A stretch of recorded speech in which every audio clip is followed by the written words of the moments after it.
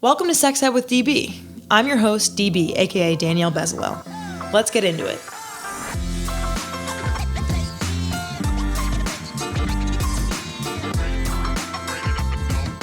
Buzz, buzz. Is that a vibrator I hear? Nope, that's Millie. And if you've ever had painful intercourse, then this vaginal dilator may be just what you're looking for. Millie is an easy-to-use, 100% BPA-free silicone dilator with optional, gentle vibration and user-controlled in-vagina expansion. Millie enables you to gradually increase size without having to deal with the sometimes awkward and painful stages in between dilator sizes. Millie has a range of 14 to 40 millimeters and expands 1 millimeter at a time. That's like having 26 standalone dilators. And in the spirit of Marie Kondo, no one needs that many dilators. Learn more about Millie at milliemedical.com. Welcome to episode 5 of the podcast. Today, we're talking about consent with Jaclyn Freidman and Daniel Saynt. Jaclyn is a writer, educator, activist, and creator of 4 books, including her latest, Unscrewed: Women, Sex, Power, and How to Stop Letting the System Screw Us All. Daniel is the chief conspirator of the movement brand New Society for Wellness, aka NSFW, a members-only club and a creative agency for sexual wellness and cannabis brands. Here I am with Jaclyn. So, Jaclyn, thank you so much for being on the podcast today. Happy to be here. Amazing. We'll just get started by you telling us your name, a little bit about your background and how you identify, and whatever title you want to kind of share. Oh, gosh. That's a lot of quiz. I know. I'm sorry. My name's Jaclyn Freidman. I mean, when you mean background, you mean my professional background, my personal background? It seems like a deep question to me. Yeah, you can take it as a deep question. If you want to talk about kind of your background about, your profession and how you got to be a writer and all the other amazing things that you do, as well as maybe, just like a little bit about where you grew up, whatever sounds good. Oh, all right. I grew up in suburban New Jersey. I grew up on the Jersey Shore, but not at all what you're picturing if you've not a snooky situation. No, it was actually very sort of preppy and stifling. Okay. So I'm not singing it's unmitigated praises, but it's just not what you're picturing. Right. And then I went to school in Connecticut, and I followed a girl to Boston afterwards, and that is where I've been rooted ever since. Amazing. And what do you do? What's your kind of professional shtick? I like to call myself these days an itinerant feminist troublemaker. Love it.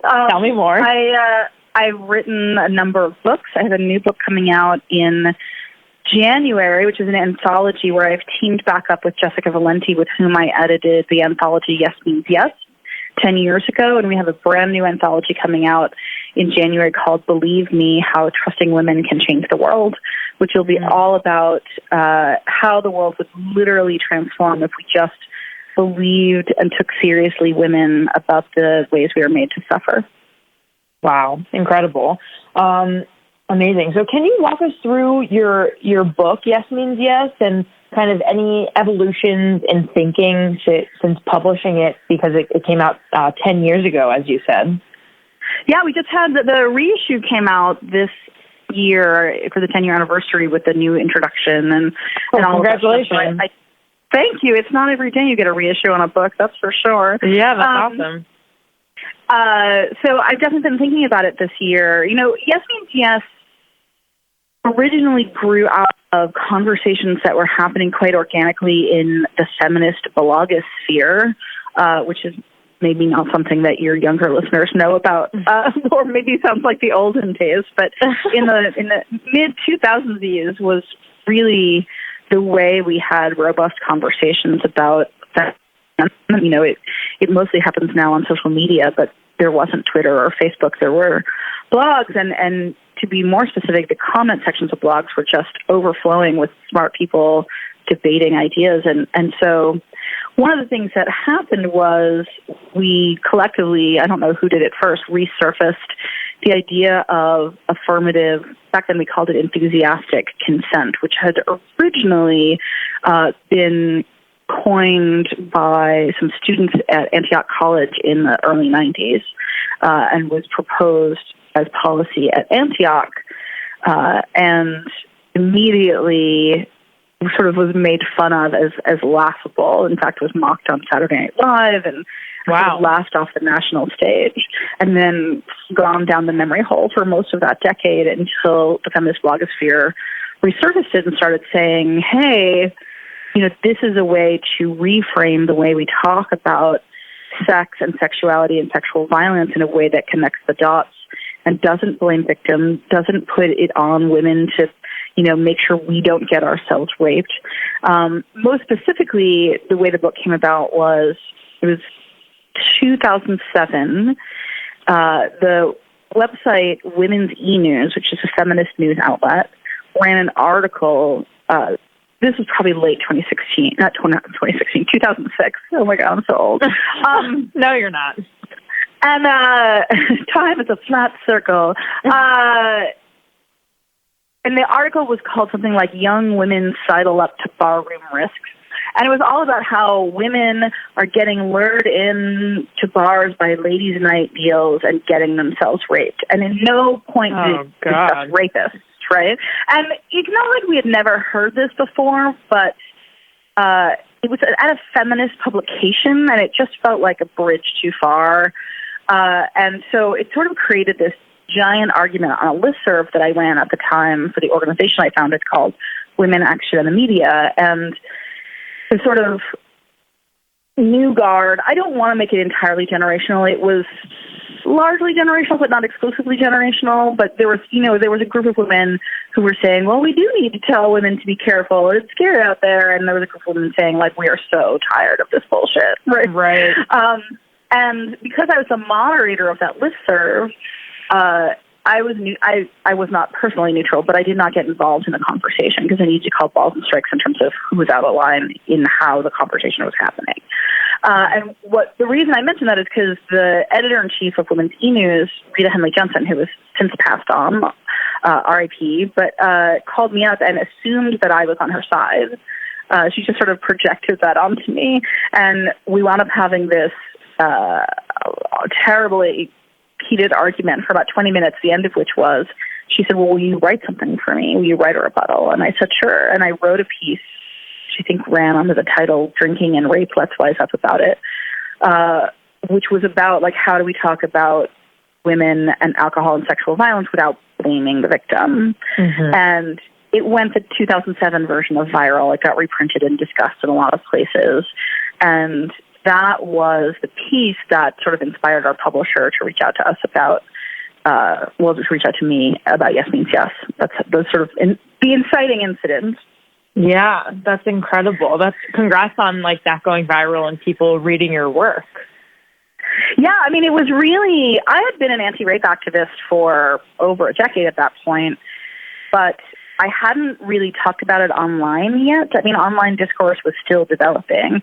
I had mostly done, hotline work and self-defense and, speak outs. And, I'd done a lot of work on sexual violence, but I hadn't taken it online. And it was really eye-opening in a lot of ways to start taking that conversation that I've been having in really specific places to a much more chaotic environment. Totally, yeah. What a different kind of sphere to be discussing those things. Yeah, it was so different. There were people who, this is going to sound so naive now, but we didn't know. We didn't know back then.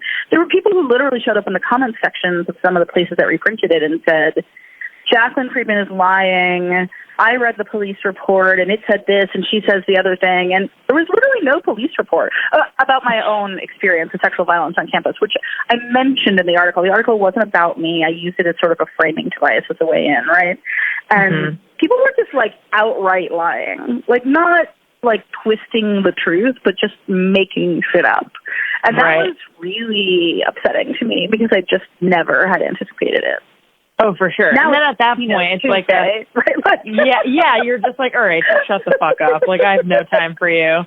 But regardless, it doesn't feel good. It doesn't feel good to have people spouting lies about you. Well, especially about one of the most painful and impactful experiences of my life. Right. You know, that the idea that someone else could say something about my experience of sexual violence, and then it just sits there and stays on the internet forever was like not something. There's literally nothing I could do to make it go away. Right. I had never thought of it. It was really, really upsetting to me. Jaclyn isn't the first person who's been accused of lying about her sexual assault experience, but let's get the facts straight, shall we? According to Stanford University, only about 2% of all rape and related sexual assault charges are determined to be false, the same percentage as for other felonies reported to the FBI. Also, we gotta talk about underreporting. Rain tells us that only 23% of sexual assaults are reported to the police. That means about 3 of every 4 go unreported.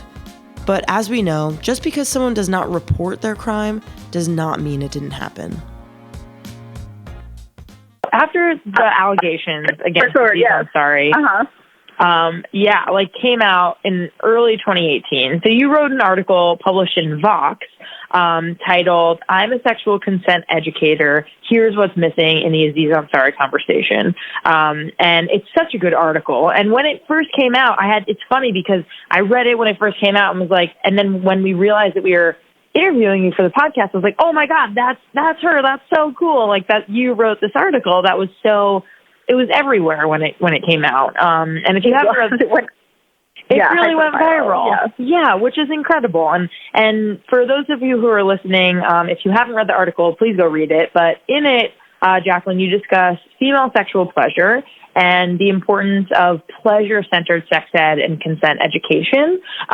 Could you speak more about this and how it relates to the Aziz Ansari case and probably many, many other cases like this? Oh, it relates to everybody's life. I mean, literally everybody's.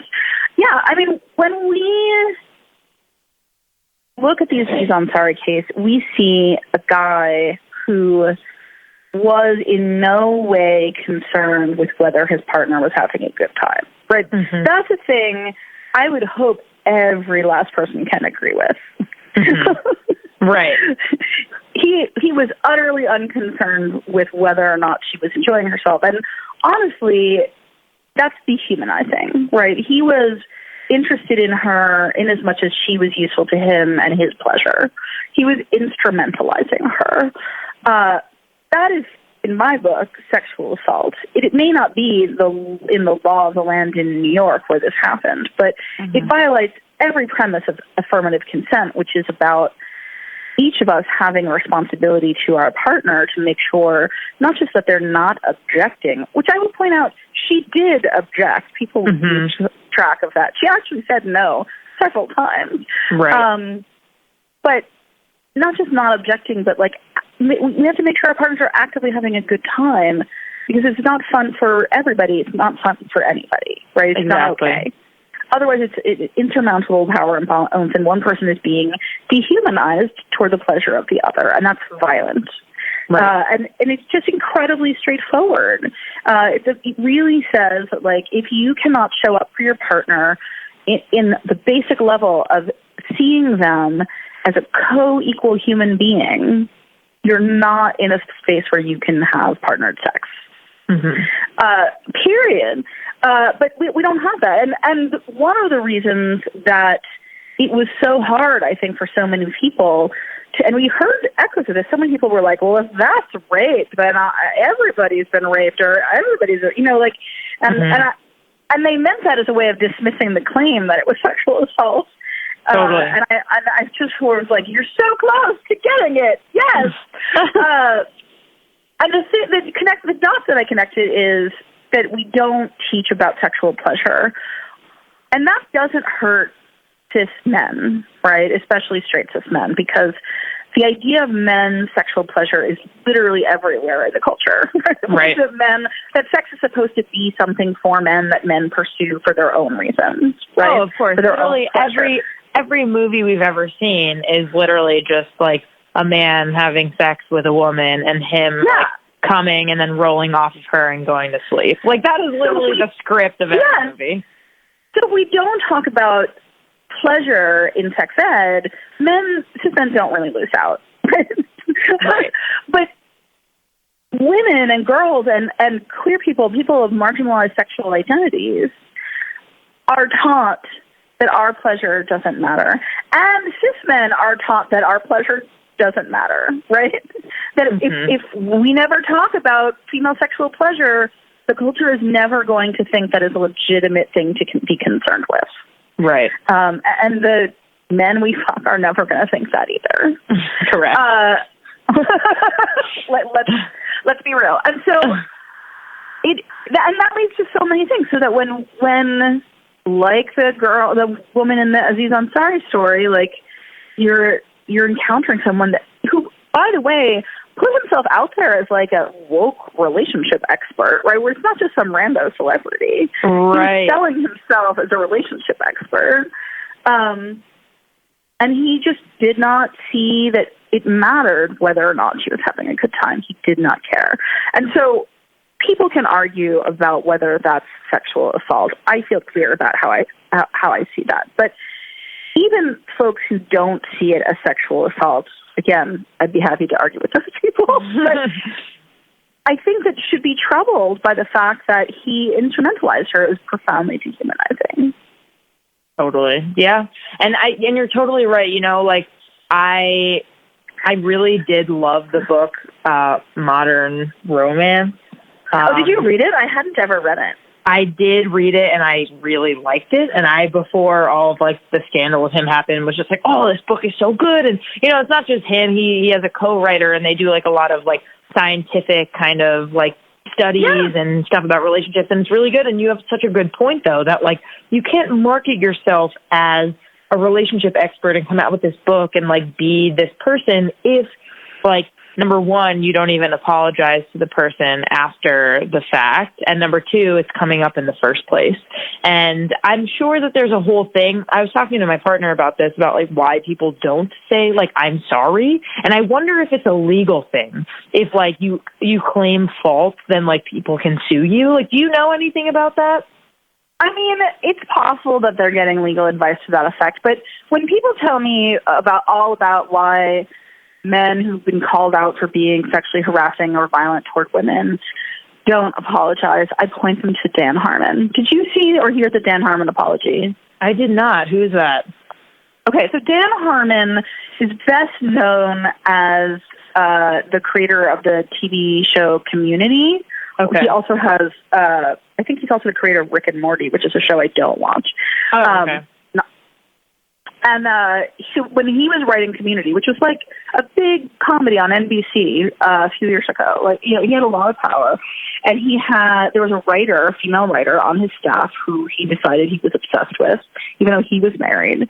And he sexually harassed her. He basically like kept trying to get her to want to be with him. And then when she finally like point blank said, stop it, he retaliated and she wound up leaving the show.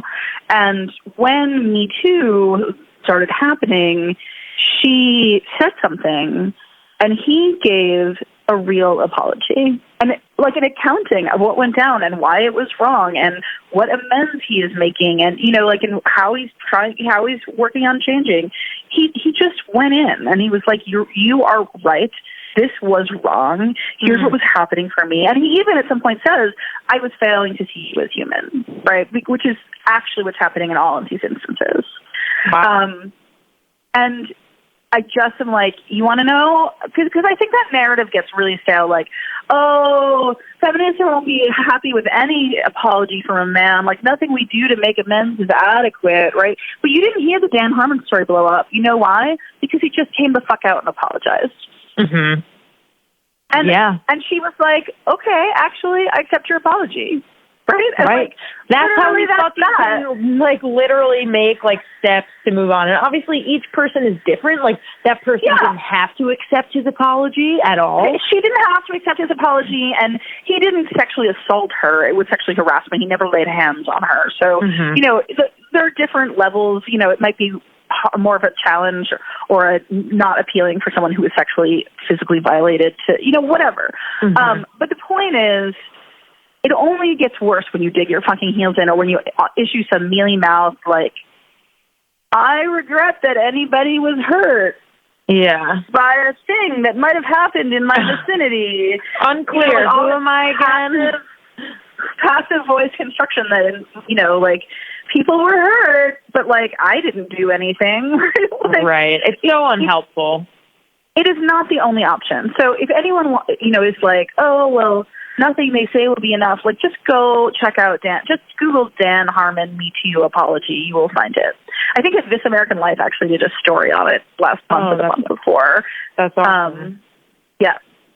That's great. It is possible. Yeah, and this kind of takes us to our next question, which is, like, how do we begin to make changes regarding consent and sexual pleasure in our personal lives and society as a whole? How do we, like, begin to kind of, like, do prevention work in this way and make sure that people are practicing consent and having equal amounts of pleasure in our lives? I mean, that is a tough and complex question. Yeah. One of the most simple, though difficult answers to it is we need to have comprehensive, pleasure-affirming, science-based sex ed in our public schools every year, age-appropriate K through 12. That is hard to do in the current political environment, but the good news is that most states literally don't regulate it at all, and it's school board by school board. So it's possible that listeners, if you're in the U.S., literally can get something done in your own community by just starting to ask questions like, what is sex ed on this school district? Mm-hmm. Who made it that way? How can we make it change? Oh, that school board member is against it. What if we replace them in the next election? A lot of sex ed gets decided at the hyper-local level, and we can all make a difference at that level. And I really think that if we change the way we taught sex ed, that we could change the values of an entire generation. Oh, I completely agree.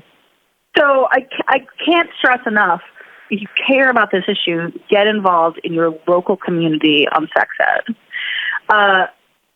But that still leaves, like, adults who've already been through life. Right. Here we are. We're already messed up and internalized all kinds of stuff, right? It's too late. No, it's never too late. It's never too late. I really encourage folks to do some real thinking about how they approach sex and what sex is for them, what they don't want out of sex, and think about how they want to be treated and also what their partner's rights and responsibilities are.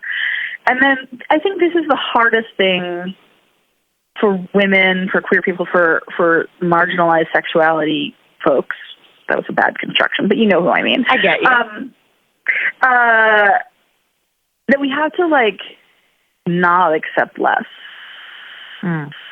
And that's not putting blame on us because, like, we've been raised and taught to accept less our whole fucking lives. And when we stop accepting less, the pickings get really slim. Mm. But I do think that if you are feeling helpless, that this is a thing that you can do. Right? Like, it's not your fault. It's not your obligation. But I really want to, like, encourage you to, like, raise your standards and be like, oh, I'm just not going to fuck people or let people near my body in general, as much as I have control over that, who don't see me as a co-equal human. It should be an excruciatingly low bar. Right? Like, I'm not demanding that they be superb in bed or, like, whatever, like, that they see me as a co-equal human. At the very least, I want you to know that's what you deserve. Mm-hmm. It can be very hard and very lonely.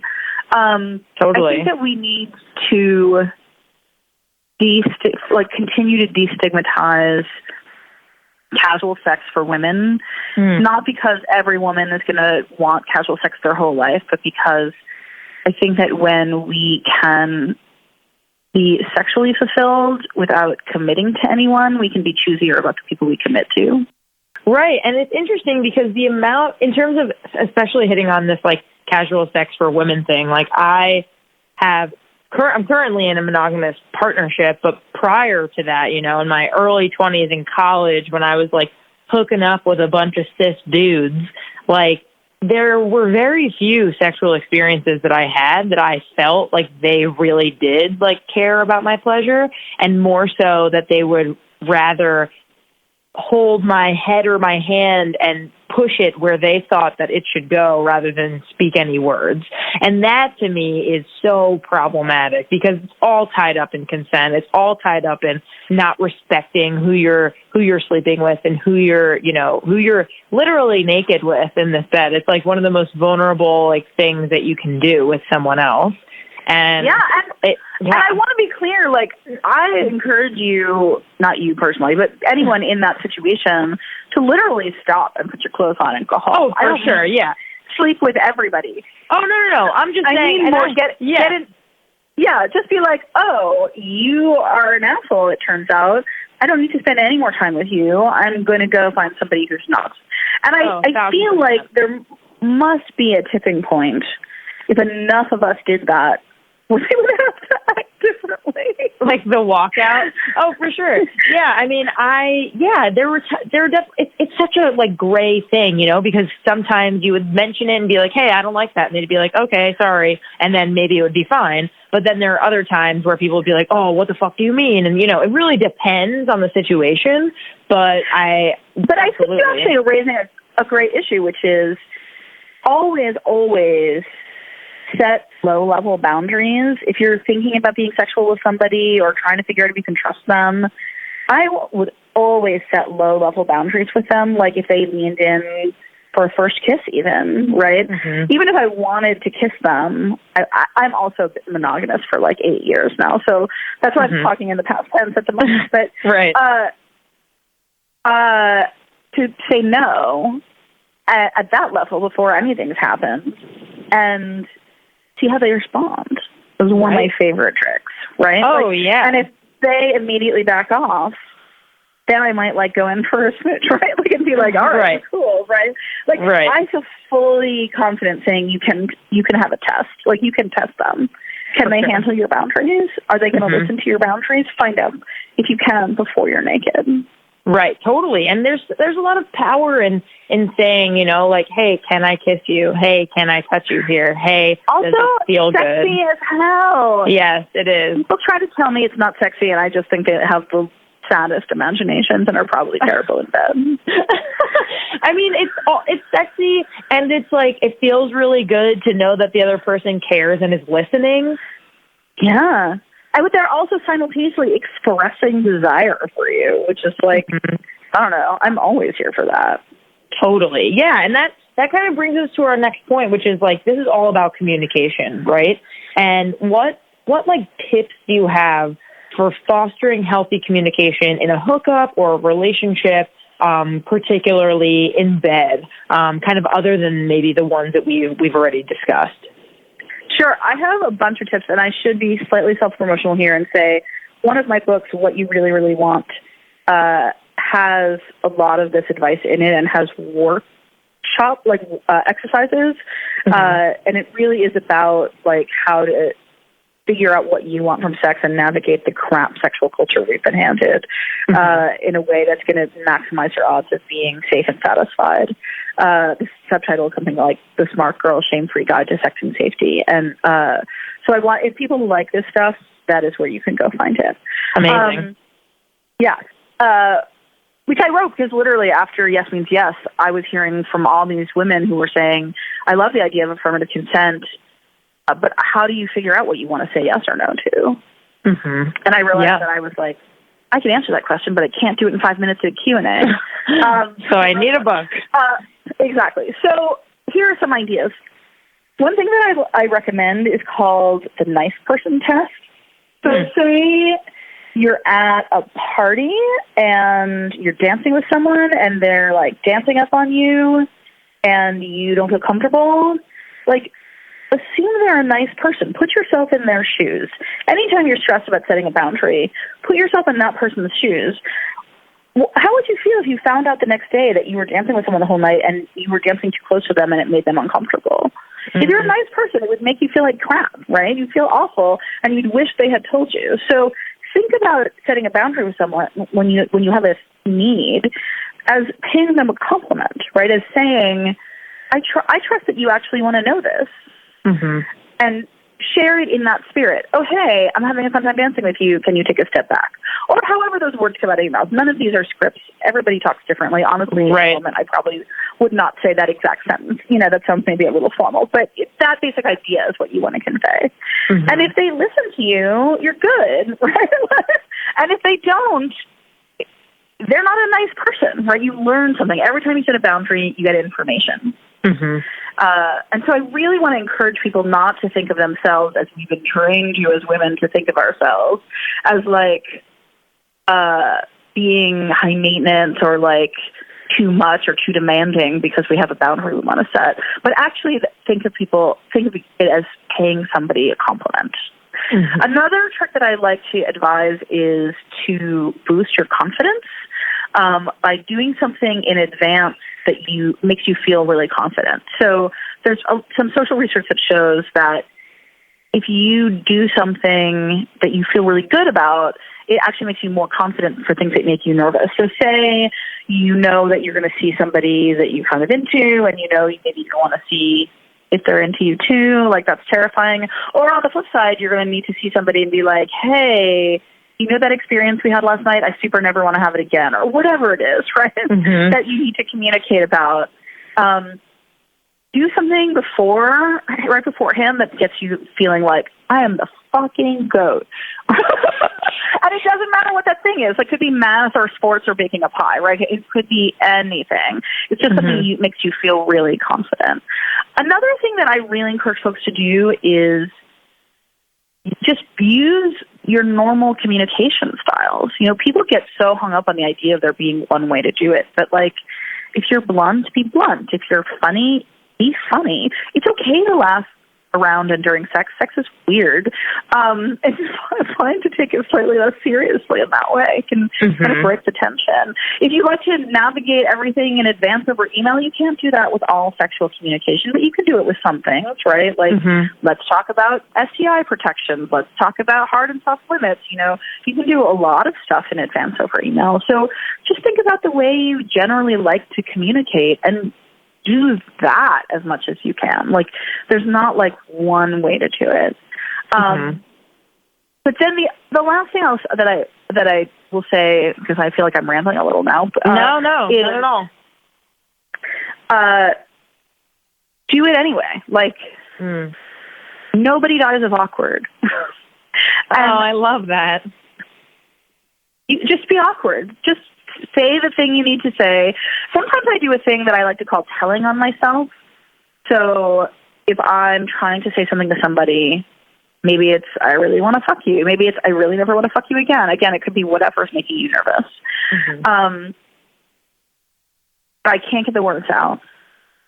I say, I really need to talk to you about something, and I'm so nervous I can't get the words out. I literally just say that meta level. Right. Just communicating what's going on for you can be really powerful. And if they're a decent human being, they will help you say the thing, and they will be kind to you about it. They may not give you the answer you want. So you may be like, I really want a bone, and they may be like, oh, I don't see you that way. But they'll know it was really hard for you to say and be careful with you, right? And if they don't do those two things, help you say the thing and be careful with you, they've just told you they're an asshole, right? Which, again, is good information to have.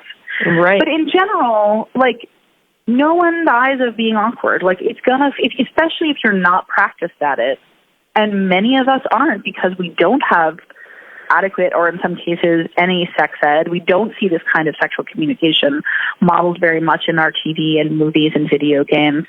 We don't have a culture that values and teaches this stuff. So it's going to feel weird and awkward, right? And especially when you're new. But also sometimes, I don't know about you, but sometimes I still, when I'm talking to my partner, it feels weird and awkward. Oh, for sure. Yeah. Yeah. And just know, everybody feels weird and awkward, and know that it's better to say the thing anyway. Literally just be like, okay, I'm just going to be awkward. Yeah. You could even say that, I feel really awkward, but I have to talk to you about this, right?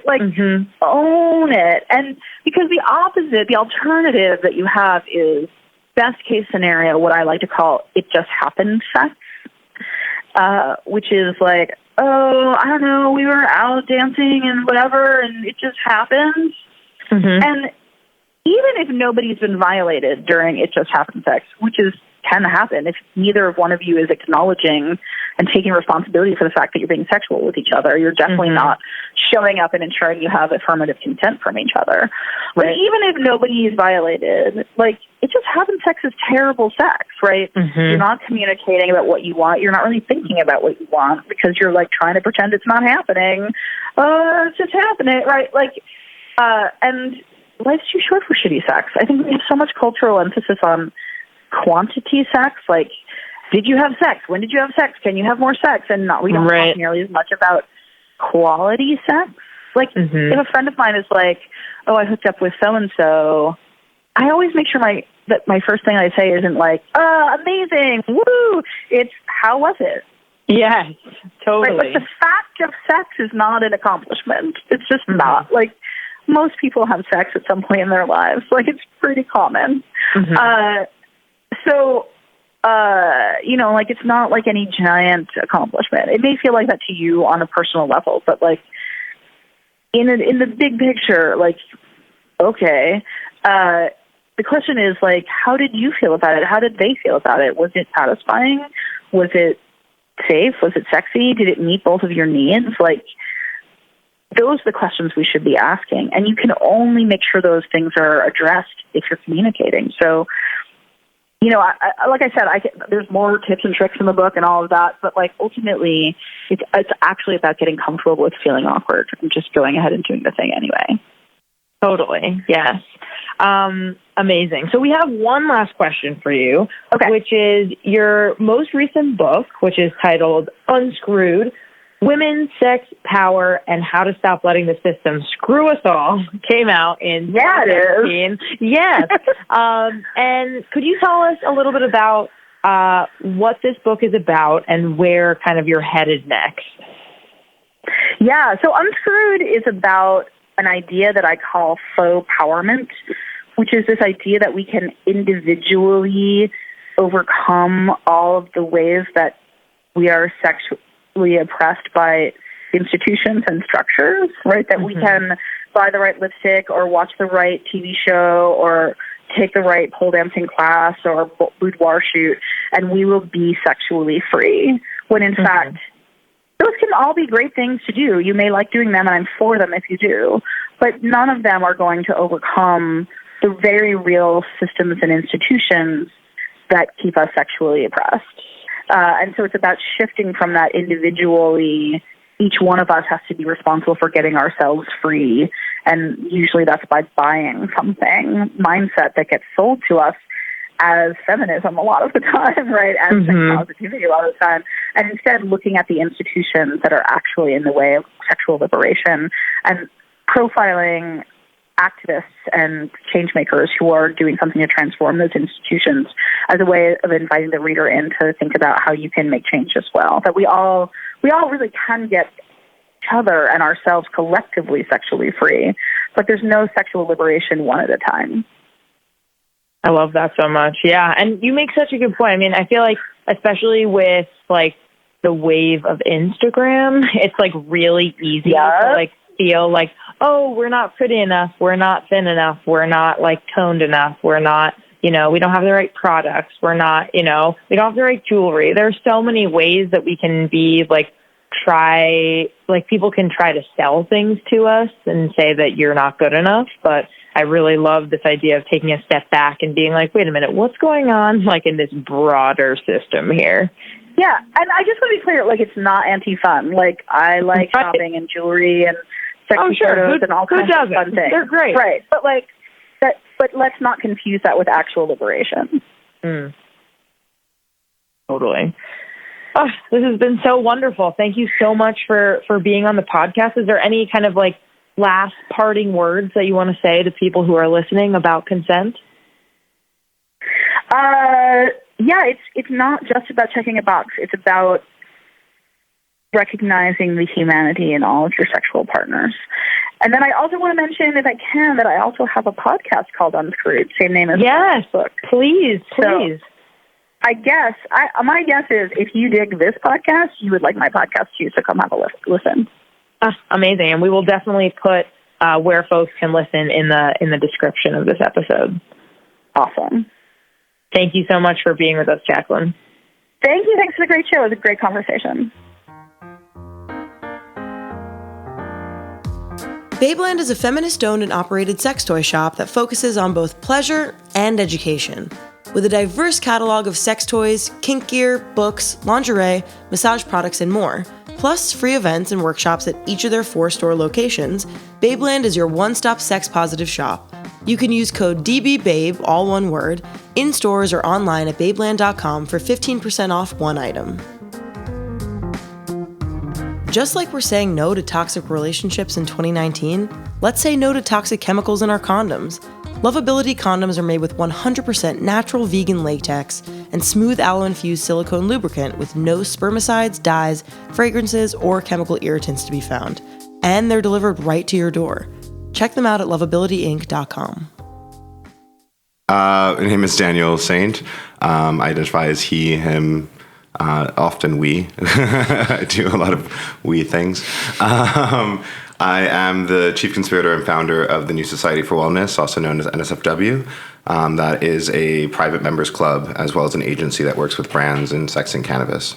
Great. And how did you tell us about how you got into that? I don't know. NSFW has always been something I wanted to create. I started off in fashion and was a fashion blogger for a long time, then became chief marketing officer of a big brand, and then took over digital for Nylon Magazine and started my own agency. So I kind of was always in this world of, luxury, fashion, and beauty, and working with influencers, basically trying to convince people to buy stuff that didn't really make them happy, but kind of sold the illusion of happiness. And I think I just kind of got really tired of that and kind of jaded by the whole industry and wanted to sell something that made people happy. And sex and cannabis made the most sense for me, because those are the 2 things that made me happiest. Yeah. So I decided to create NSFW as a way to kind of merge some of the things I was good at, marketing, promoting, and kind of building brands with a sex and cannabis brand. We started off with events to educate people. And it was really focused around, relationships. It was focused around consent. It was focused around, BDSM and Tantra and all these fun little, excursions or experiences or adventures in sex. And from that, it grew from, a couple of friends in my apartment to now 1,800 members. Wow. Congrats. That's awesome. Yeah, it's grown phenomenally, and it continues to grow every day, sometimes up to like 50 people applying to be a part of it. Wow. And yeah, it's been an amazing experience. We've hosted now over 320 events, all focused on sex and sex positivity, and just teaching people how to be better at it. That's really amazing. That's very cool. So yeah, being someone who, a co-conspirator, is that what you Chief said? Conspirator. A chief conspirator. I'm so sorry. There's a good amount of conspiring in what we do. I really love that. So being someone who's kind of like planning these events, I imagine there are like a lot of people, a lot of different ideas as to what consent means to everybody in their own experiences. So what does it mean to you, and what does it look like? And also, how do you kind of teach that in your kind of workshops and meetings? What are they called? Yeah. One of the events that we do that is very popular is an event called Send Noobs. It's all focused on new people and kind of introducing them to the world of NSFW. And a big part of that is understanding how to ask for sex. When we talk about consent at NSFW, it's always enthusiastic consent. So we tend to practice that and encourage that most. That's basically asking for a verbal confirmation from someone before you engage in any sort of touch, even if it's a hug. It's really about getting an okay from someone beforehand and saying, like, is it okay for me to engage with you? And obviously it doesn't sound like that. It can be done in a very sexy way. Right. It often is. You don't have to be robotic. Can I touch you? May I touch you now? Yeah, it's not robotic, but it's very conversational. And I think what a lot of members gain from being a part of NSFW is understanding that sex is a conversation. The things that you want to engage in require conversations. Right. And whether it's just, I want to have more sexual partners, or I want to have a crazy gangbang orgy type thing. Like, it's really about how you communicate that, whether or not you're going to get those things that you want to get, and those things you want to enjoy, and those things you want to experience. So the conversation around consent is very much around being comfortable talking about sex, and being respectful of the other individual, being respectful of their space, their autonomy, and understanding that you need to be invited in. Yeah. If you're going to engage in anything like that. Yeah. So I'm sure all the events like really vary depending on what's happening in them, but give me like an example of an event and what happens from like point A when people get there to point Z when they leave. Yeah. So we do workshops, which are usually focused around a specific subject. We do Learn the Ropes, which is all about ropes and shibari, hanging, shibari. We do The Cunning Linguist, which is all about cunnilinguists and understanding how to be better at, enjoying pussy. You love puns, don't you? Yeah. Bisexuals love puns. The entire company is literally made up of puns. I love it. But yeah, all the classes are different. So if it's an instructional or like a workshop, there's usually an instructor. Those classes tend to be around 40, up to 40 people. You kind of work with a partner, or you work with someone new who you've met there, and we kind of connect people to help with that. And you go through the instructional and you learn it. And sometimes it leads to play, sometimes it doesn't, but that's kind of like one type of event. Then there are bigger parties. We do Kink Lab, Playdate, and Sacred Pleasures. Kink Lab is more BDSM focused and more on fetishes. Playdate is more of a general like play party type scene where there's performances and things that you can watch. And then Sacred Pleasures is more tantra, touch, massage. So more focused around, interaction and touch. Mm-hmm. And each of those events run kind of like going to a club in a sense. Like there's, an area where you can lounge and chill and meet people. There's play areas. There's like lots of divided spaces. And the membership comes together. There's usually like an icebreaker, something to make things more comfortable for people. But really it kind of becomes a lot of people who know each other kind of going over time. Especially with our membership, there's a lot of repeat people who come regularly and who are very active within the membership. Yeah. So when you go there, you're pretty much surrounded with a group of people that makes you feel safe, which tends to be great for new people. It's, for a lot of people who experience it the first time, tends to be one of those like, where has this been all my life type reactions? Yeah. And how do I make sure this is everywhere type reaction, which is really, really encouraging. But yeah, it's a safe, judgment-free space to explore, and we create opportunities for people to do that, whether it's through instructions, whether it's through demonstrations or performances. I love that. That's really cool. And I'm sure so many people form such a tight-knit community, and especially if you like want to bring a friend and they can kind of join in on that, I'm sure that feels really good to like be able to be surrounded by people who are so loving, so caring, so welcoming. Yeah, I think it's a very unique experience. It's very hard to describe. It's like it feels like home in a lot of ways for some people, and creating those types of environments has always been the goal. So it's been really nice to see people feel that and kind of experience it that way. That's awesome. So what can we learn from the kink and sex positive communities about consent, and also like from the queer community? Yeah, I think me, growing up bisexual, going and experiencing things in the gay community as well as straight community, and kind of, just being curious about sex positive spaces in general for a very long time, and going over the past 20 years to things, I kind of, had a feeling that within the queer community, especially male queer community, consent isn't really a conversation that's happening often. There's a lot of places where you would go and, being curious or being interested, like you suddenly feel unsafe, and a lot of young gay males have to deal with that constant assault and that constant attacks that come from possibly older gays or people who are a little bit less likely to use consent. And, it's kind of an expected experiences within those spaces. Also within those spaces, there was kind of that experience of, everyone can have sex. And there was that freedom of, enjoying sex within these spaces. And I just found like it was unfair that was not available to women. Because so much of it was not focused on consent, because so much of it is kind of like a free-for-all, and what would happen to a man that happens in these spaces, like if it happened to a woman, it would be completely very, very scary situations. Mm-hmm. So a lot of these spaces didn't allow women to express themselves sexually. It didn't really seem like there was places where couples could express themselves sexually and feel safe, which is why so much of NSFW came about, just seeing the differences. In terms of consent within the kink community, I think that's where I found the most consent used, because there is a lot of conversations you have to have with people beforehand. If you are a dom or if you are practicing in specific fetishes, there's a lot of communication that's required before you get to those spaces and before you get to that place of exploring that fetish. So I always found that within the kink community, they have the most consent. Yeah, because there's constant check-ins. Yeah, exactly.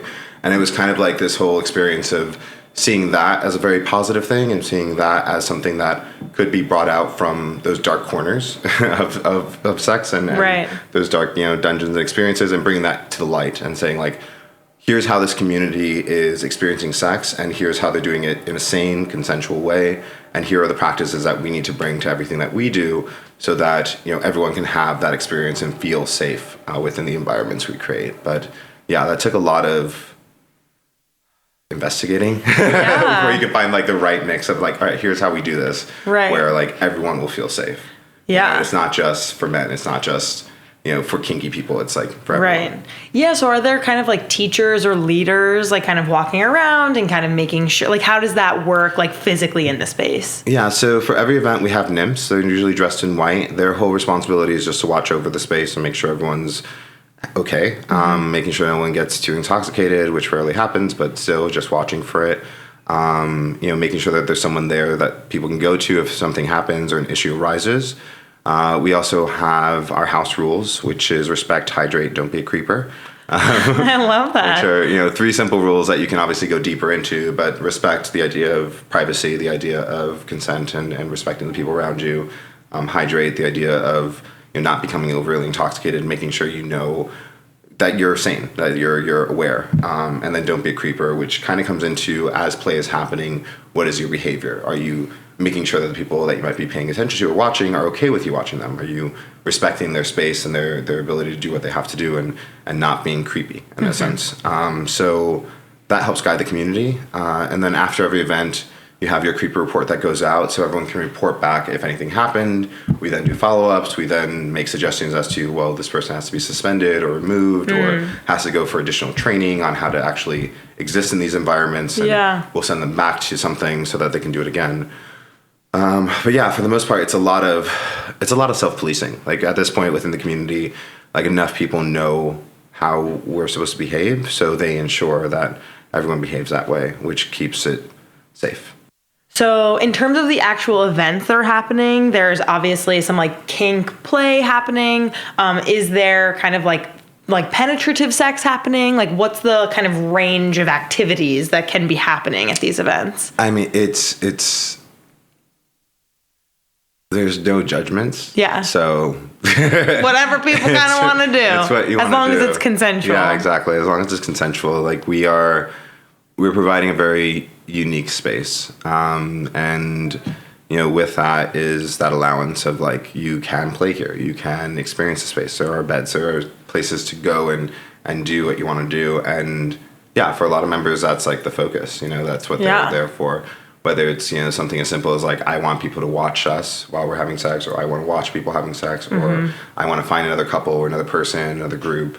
I want to engage in that way, or I want to, go into the dungeon space and kind of experience the kink stuff, or, whatever it is you want to do within the space, it kind of is designed for that. So yeah there's sex. That's awesome. Yeah. That's cool. And lots of varied sex, like lots of different types of sex, and just, I don't know, I think I've seen at least over 1,000 people orgasm, and it's just been so interesting to see how varied it is and how different people's reactions are, and how I think little we understand about orgasms and especially like sex in group type settings, because the energy is different, like the air is different, the feel of the space is different, like there's a real resonating vibration that comes from that type of group activity, which I don't think a lot of people have the opportunity to see on such a regular basis. Yeah. Okay. And so when people kind of like enter this membership, what kinds of like pre-activities or training is going on about consent before they even enter the space? So beforehand, they have to agree to our code of conduct. That kind of goes through how we behave with each other and how we behave within the space. It addresses things like, how to care for the space. It is a shared space. We all own the clubhouse. It's all our place. So that type of thinking around it really helps. There's a lot around enthusiastic consent, respect for, all types of sexual identities, and respect for what people want to do there. It's not a heterosexual space at all. It's very bisexual, probably because I made it. But, it's like, it's just that idea of you're coming into a space that's now existed for 4 years with a community that's been here for 4 years. You're coming into a place where, people want this to continue to grow. So if you're, applying or you're trying to join, we do look a lot at, the questions that we provide. We look at, what are you trying to contribute to the community? What are your sexual fantasies? What are you trying to accomplish through this? Like, what is like a questionnaire? Reason? Yeah, there's a full questionnaire, and also just giving people a lot of options as to how they want to identify. I think we have like now 54 things that people can choose in terms of identify as this, and it keeps growing because there's so many kinks and other things and ways in which people want to describe themselves. So it gives you a lot of ability for us to see exactly who's coming in. Everyone links to social media profiles, whether it's LinkedIn or Facebook or Instagram. Once we have one profile, it's very easy for us to find additional information. When we look through profiles, we're looking for, is this person well-traveled? What does their circle of friends look like? What do they do for a living? Are they artists or creatives, and what do they create? We look at, the type of jobs they have and what they're doing. And that kind of helps us figure out a level of attraction. For us, attraction isn't just, how a person looks, but it's also what are all those factors that make them an attractive person, just like anyone else who would find someone attractive, like really putting that work in. And do you mean level of attraction in terms of like who they could maybe interact with in the space, or what do you mean? Well, I mean, one thing we always say is like, if you can't have a conversation with someone, you really shouldn't sleep with them. That's a good point. You'd want to have some sort of conversation. So that's where we start looking at like, all right, what do they actually do? What is their life? Is it some person who's just at home playing video games all day and like not really doing anything with their life? Is it someone who, is not very active and not very engaged, and therefore they're, looking for a place to feel that way? There's a lot that we pay attention to. And that's the whole point. It's like, again, if like you can't talk to someone, like how are you going to sleep with them? And the gamer community is going to be like, fuck you guys, we do things. We love the gamer community. But maybe like gamers who like, stay at home all day. Cool maybe there are other gamers who also want to stay home all day and they want to fuck each other. So that could be tight. True. You never know. I mean, I'm sure we have a lot of gamers. That's funny. Okay, cool. So moving on a little bit, do you see like a relationship between stigma around sexuality and our society's problems around consent? Or what do you think about like that pairing? I mean, I think we're going through a big, just like a big tumble dry right now, like of just the settling in of what's come about with Me Too and Time's Up, and, that acceptance of accountability that we really didn't have out there as much, right? And there wasn't really so much, there wasn't a way to be vocal if something happened and really get it out there and have that ability for it to go viral, for it to get a lot of attention, and for it to become a real news story. And I think that part of it, as well as with, what we're seeing with Trump and what we're seeing with pushbacks on LGBT rights and what we're seeing with, pushbacks on, being allowed to kind of do what you want to do without having this religious freedom idea or this morality kind of come in. I think it's just causing more people to want this, like we're seeing it in terms of traffic and people coming to the site. We see it in terms of people applying. Like there's an increase, a rapid increase in the amount of people in other countries who are requesting this or want this or want some version of this. And there's that interest. And I think right now we're just fighting like this really terrifying culture war, really. When I look at, our community, it feels like the LGBT community in a lot of ways. Being not vanilla is still a very dangerous thing for some people. Right. Like there's always concern with members regarding like someone finding out from work. Like what happens? Yeah, I was going to ask about that. Like how do people keep it private? Do they want to keep it private? I mean, everyone's private in terms of membership. We never reveal any of the members that we have. If we're ever doing press or anything, we always contact members. If they want to talk, they can. Right. But yeah, it is a scary thing. It's like so many of us have these morality clauses. It's hard to define what morality is.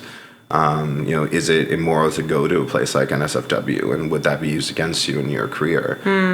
We definitely see it happen with adult film stars that we work with, where it's difficult for them to transition. Instagram is having a massive war on anyone who's associated with anything in the sex trade, deleting accounts which have no nudity, and allowing people to, basically allowing men to ban people.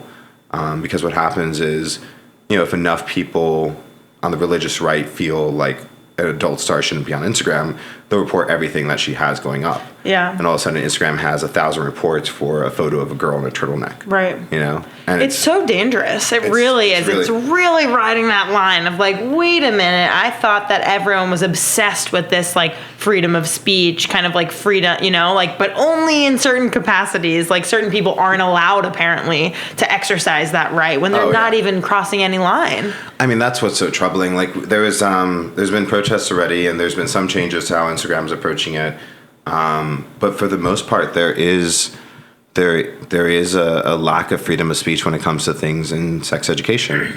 Like we've seen accounts like Whores of Yore was recently shut down, and all they do is post of like ancient stuff, like really old photos and things that are just archival history of like a history of sex type thing, and they're getting shut down.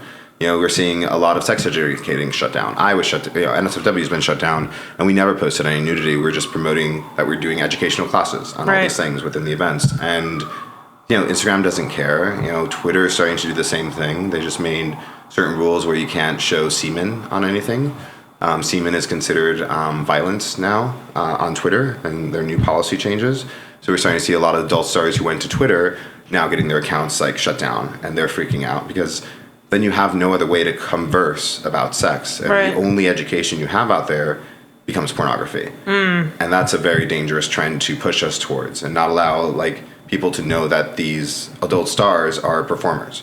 Not allowed to see into their lives as in a normal way. And you continue to stigmatize and push these people into the outer parts of our society when they shouldn't be treated that way, when everyone's consuming porn, when porn is on the increase and everyone's enjoying this stuff. So I think culturally, like we have a massive battle right now. Yeah. And that's a big reason why we started the whole pro-sex thing. Yeah. Can you talk about that? What is the pro-sex initiative? So we recently launched improsex.org. Pro-sex stands for Protect the Rights of the Sexually Explorative Act. Basically, we're looking to introduce the first bill into Congress that would focus on removing these morality clauses, or better defining the morality clauses, and allowing people to, not have vanilla sexual lives and stop policing people's sex lives. Yeah. Which I think is an issue that attacks a lot more people. Because honestly, it's no one's fucking business, to be clear. Like, everyone should be able, as long, of course, this is all about consent, as long as it is consensual and, like, non-coercive and it's pleasurable for people, like, that's what should be important. Well, and what's crazy about the whole thing is that we're facing, levels of, really we're just not reproducing. Like, we're not even reproducing enough people to replace the people that we have right now, and that's happening globally. There's been a decrease in the amount of people actually having children and engaging in sexual activity. The age of the average virgin in America is increasing, which is scary. Having more and more people who are not having sex and not engaging in sex, and not having access to proper information about it. And at the same time, we're seeing an increase in incel culture. We're seeing an increase in these very angry males who are out there hurting people, and taking that frustration out.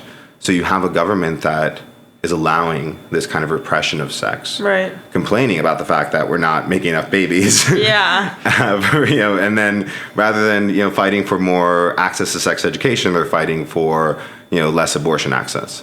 Like it's a very, very strange time to be in the type of industry that I'm in right now, and very contradictory. It's a very scary time. So pro-sex is kind of our first step towards opening up the conversation a little bit more, providing a bit more support for the grassroots organizations that are doing stuff on the ground. There's a lot of activism around sex workers' rights right now. This is a little bit more focused on the everyday person's right. This is for everyone. You shouldn't be judged by your browser history. You shouldn't be judged because you have nudes on your phone and they get leaked. You shouldn't be fearful of getting a job in the future because you did adult content at one point in your life. Like these are things that are very discriminatory and very loud. And I think it's time to address that and try to use our influence to make some changes in that. Totally, yeah. And that's improsex.org, just so everyone hears that twice. One of our last questions is about ConsentCon. Can you talk about this? And I've actually never been, so I don't really know much about it, and I would love to learn more. Yeah, so we created ConsentCon last year, really as a way to talk about the different areas of consent and what was coming about and just best practices within our communities. So we had people who hosted play parties in other communities and developed events like that. People from House of Yes who were talking about consent within nightclubs and that whole experience. And then we talked about, basically through these different panels, consent and men becoming better allies, how to be more supportive of that, and how to spread this message of enthusiastic consent. It was really successful last year. For this next edition, we're combining it with what we're doing with ImproSex because we want to make sure that the conversation about consent is readily available to more people. The previous ConsentCon was only to members, but now with everything we're doing in ImproSex, it is a wider initiative and open to anyone. So yeah, it's going to be kind of put into that event. But yeah, the idea is just to talk about consent in a way that shows people that it's evolving. I think there's a lot of evolution in terms of what's okay, what's not okay, and what people need to understand about that.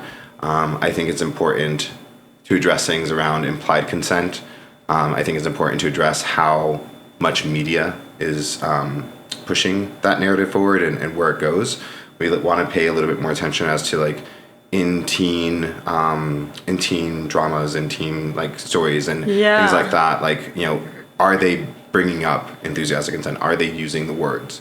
Or are we still going with implied, where it's the pull in, grab the girl, that whole. Yeah, have you seen any movies or TV shows as of late that you really saw a really good consent scene? No, I mean, I think right now, the big teen drama or the big one is Euphoria. And, there's, no conversations about consent in that whatsoever. And, Bummer, very haven't little. seen it. It's, it's just, it's really rapey. I think that's, what they were going for with the story. And it's drama. It's, that's what they're presenting. But it's not presenting, it never presents the alternative. Yeah. And I think, even for us, if you look at older media, a lot of times people will go back and be this is why Friends was problematic. This is why this was problematic. And I think there was one that was a fairly recent show where just the beginning seasons were problematic. Now it's evolving. Yeah. So there is an evolution happening. There is kind of that shift towards it. I would love to see more of it. Yeah. Because that's the only other way people are going to learn. For sure. Especially if Instagram and Twitter and Facebook and all these other larger, media distributors are preventing people like us from spreading that message and from talking about that. For sure, yeah. Have you ever seen The Incredible Jessica James? It's with Jessica Williams. She's one of the Two Dope Queens. Okay. And she did a Netflix movie with Chris O'Dowd. He's the love interest in Bridesmaids. Okay. And basically they're having a consent sex scene, and it's the best consent scene I've ever seen in media. And it's really simple but effective, where she's asking him oh, can I touch you here? Ooh, that feels really good. Does this feel good? And they're just really talking and a very normal, not can I touch you here? No robotic things. It's just very real. And I just appreciate that so much and feel it's such a subtle thing that writers can put into their scenes that would have such a fucking huge impact on young people's lives and really change the way that they view their own relationships. Yeah, I mean, I think it's so necessary. And hopefully it's something that people get out there and pay attention to more. Yeah. I think there's enough of a push and enough within the movement and enough within, how society's talking about consent, how they're paying attention to it, and how they're addressing a lot of these, sexual offenses that we're seeing in the public media. There's a lot of that, but now it's the next conversation of, okay, how do we now tell the positive stories? How do we now incorporate those positive stories into everyday narratives, everyday shows, everyday movies? And how do we get more people to be aware of that and excited about the fact that it's changing a little bit? We're not seeing the same stuff over and over again, because that's just going to reinforce that bad behavior versus encouraging new positive behavior. Are you going back to college or grad school this fall? Or maybe you're just on a student's budget. As a grad student myself, I know I am. What's the one thing that should be on everyone's back to school list? A vibrator, of course. If you want an incredible, high-quality new sex toy for under $50, Sweet Vibrations is the place to go. Sweet Vibrations is an adult boutique that promotes self-care, breaks the sex toy taboo, and encourages open, empowering conversations surrounding vulva sexual health and desires. And the best part? All 4 of their amazing toys have a lifetime warranty, just in case. Visit sweetvibes.toys to get your new shiny toy.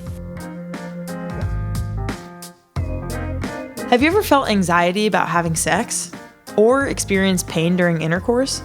Emotions are deeply intertwined with sexual activity, and anxiety, depression, and fear of intimacy can all contribute to painful sex.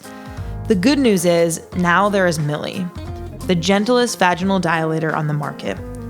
With a design that puts you in control, Millie can help reduce sex anxiety by breaking the negative cycle of muscle contraction that causes pain. Learn more at www.milliemedical.com.